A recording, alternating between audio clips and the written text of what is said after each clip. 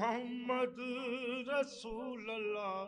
کی لازوال درسگاہ حسین، لا الہ الا اللہ کا حسین ہے۔ جی ناظرین، ہم لوگ جو ہے وہ اس ٹائم موجود ہیں امام بارگاہ باب المراد میں، تو ہم یہاں پہ آپ کو اس امام بارگاہ کی تھوڑی سی تاریخ کے بارے میں بتائیں گے کہ اس امام بارگاہ کی کیا تاریخ ہے، کہاں کہاں سے لوگ یہاں پہ تشریف لاتے ہیں، اور مجلس اور مجالس جو ہیں وہ کس طرح سے یہاں پہ منعقد کی جاتی ہیں، اور یہاں پہ جو ان کے نمائندہ کار ہیں ان سے ہم لوگ اس بارے میں تھوڑی سی انفارمیشن لیں گے، اور ہمارے ساتھ آئیے۔ جی السلام علیکم۔ جی وعلیکم السلام۔ جی سر، آپ کا نام؟ سید ہاشم رضا اپی شاہ، یہاں کا کونسلر ہوں، تو انچارج ہوں محرم سفر ربیع الاول کا۔ تو یہ باب المراد باب الحوائج جو ہے یہ عرصہ کم سے کم 60 سالہ یہ جو زیارت پڑی ہوئی ہے، یہ لسنسی زیارت ہے۔ ایک ہوتی ہے لسنس والی اور ایک ہوتی ہے غیر روایتی۔ یہ روایتی ہے، اس کا باقاعدہ لسنس ہے، کم سے کم 55-60 سال ہو گئے ہیں اس کو۔ اس کے بانی جو ہے سید اپنا خواجہ تراب علی، خواجہ مراتب علی اپنا بٹ صاحب، اور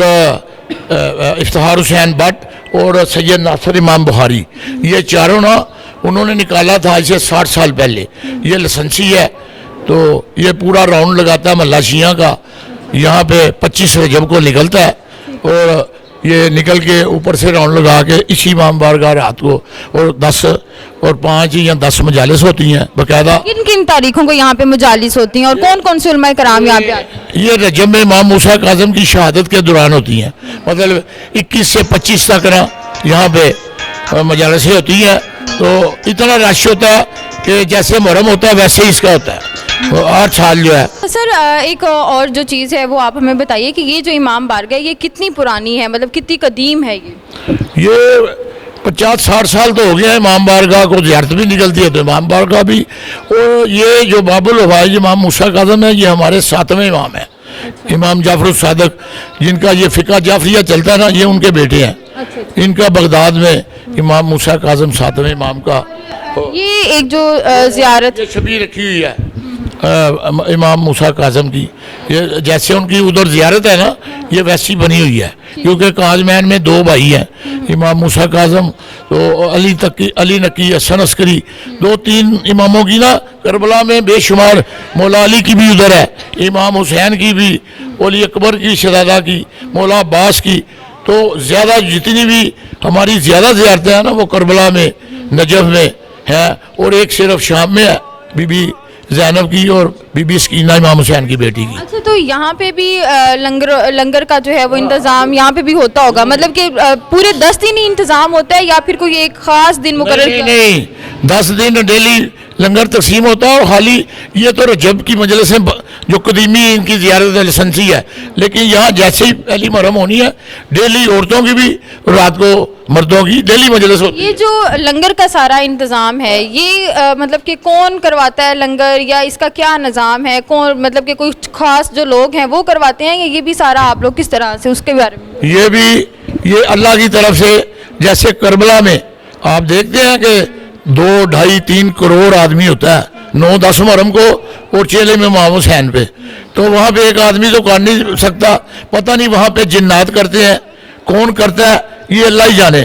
اتنے آدمیوں کو 2 دن میں وہ پورا جو ہے نا عراق بیک ہوتا ہے، 2 دن بعد وہ سارا خالی ہو جاتا ہے۔ تو یہ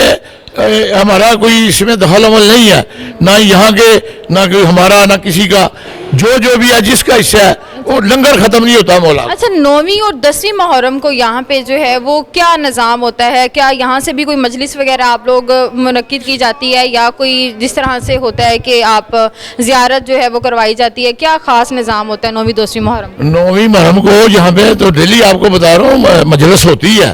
لیکن 9ویں رات کو یہاں پہ زلجلہ اندر آتا ہے، یہ روٹ کی امام بارگاہ ہے،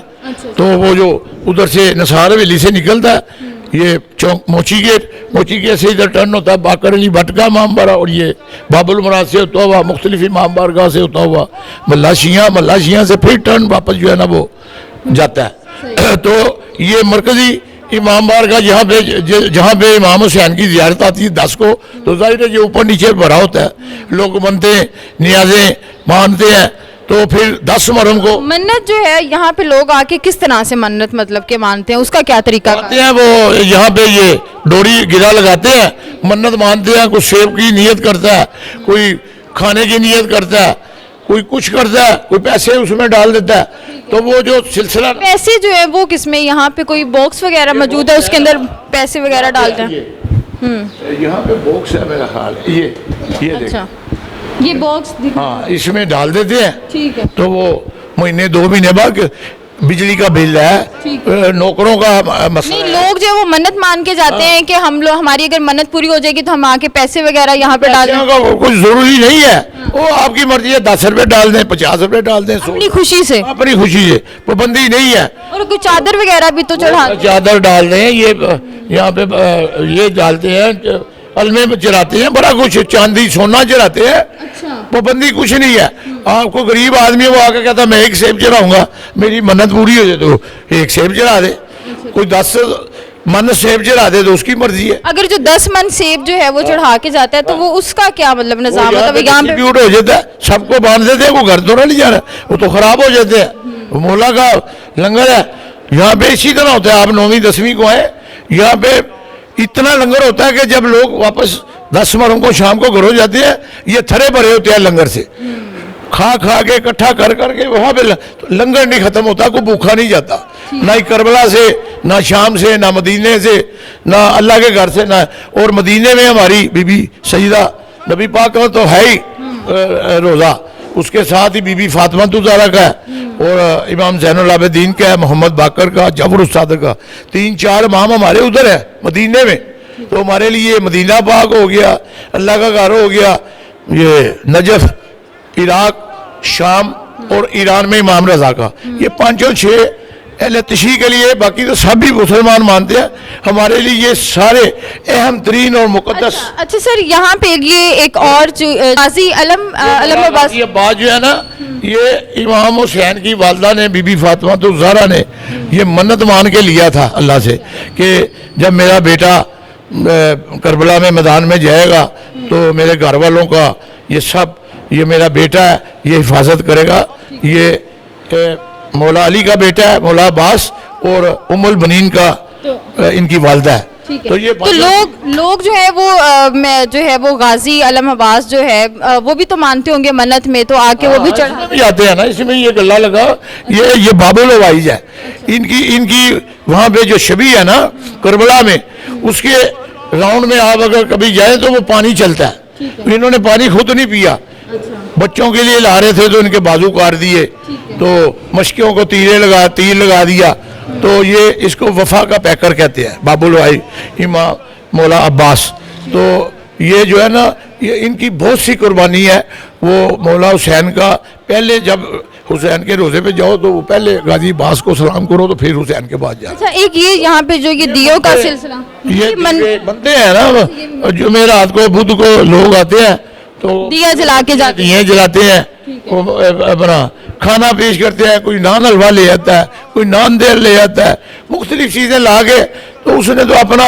سکون قلب تسکین کے لیے آپ کی مرضی ہے چاہے شربت پلا دے۔ اس سارے انتظام کو ماشاءاللہ جو یہ امام بارگاہ بہت خوبصورت ہے، اور ہر طرح سے جو ہے وہ یہاں پہ ڈیکوریشن اور ٹائلز وغیرہ اور یہ سب کچھ ہے، تو یہ سارے انتظام کو کون دیکھ رہا ہے؟ یہ سارا وہ لکھا ہوا ہے نا دونوں کا، افتخار حسین بٹ کا بیٹا کاظم بٹ،